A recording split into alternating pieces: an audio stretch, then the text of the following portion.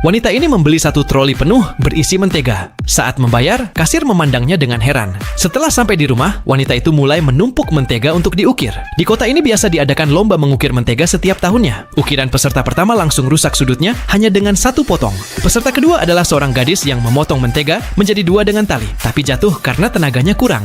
Sementara itu, Laura fokus penuh pada ukirannya, dan orang-orang yang lewat pun terkagum melihat karyanya. Ia menaruh jam pasir di dekatnya dan perlahan mengukir detail ukirannya. Ia membuat sebuah cangkir indah, lalu merapikan lipatan pada pakaian patung itu. Saat melihat karya gadis kecil itu, gadis tersebut sedang serius mengukir, dan sekelompok anak-anak berkumpul untuk menontonnya. 3 jam pun berlalu, dan para peserta mulai menjelaskan konsep hasil karya mereka. Meski Laura gugup saat berbicara, ia yakin kejuaraan sudah berada di tangannya. Tapi di luar dugaan, kejuaraan justru dimenangkan oleh gadis kecil itu. Laura marah dan langsung merencanakan sesuatu. Keesokan harinya, orang tua gadis itu dipanggil panitia ke kantor. Lalu datang seorang pria yang mengatakan karya gadis itu telah dibayar dan dikerjakan oleh orang lain. Itu adalah bagian dari rencana licik Laura. Laura kemudian mengusulkan untuk mengulang perlombaan. Tak disangka, gadis itu langsung setuju tanpa ragu. Babak final lomba ukir mentega pun dimulai. Laura dan gadis itu sudah sampai di lokasi. Begitu peluit dibunyikan, mereka sama-sama bergegas masuk ruang penyimpanan dingin dan mulai mengukir.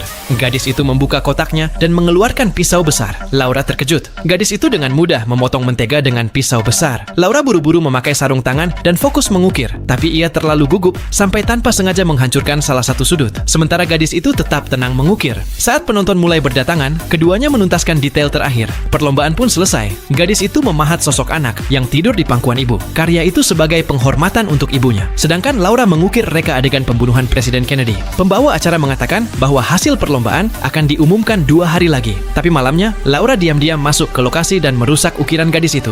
Hari pengumuman tiba. Gadis itu datang dengan bangga bersama ayahnya. Tapi tiba-tiba ia melihat ukirannya sudah meleleh. Saat Laura merasa ia sudah menang, juri justru berkata bahwa wajah yang meleleh itu melambangkan hangatnya kasih ibu. Akhirnya gadis itu kembali memenangkan kejuaraan. Laura pun sangat kecewa. Gadis itu lalu mendekat dan memeluknya. Kisah ini mengajarkan bahwa kita harus mengalahkan lawan dengan adil dan jujur. Sekarang pertanyaannya, apa yang akan kamu lakukan jika bertemu orang seperti Laura?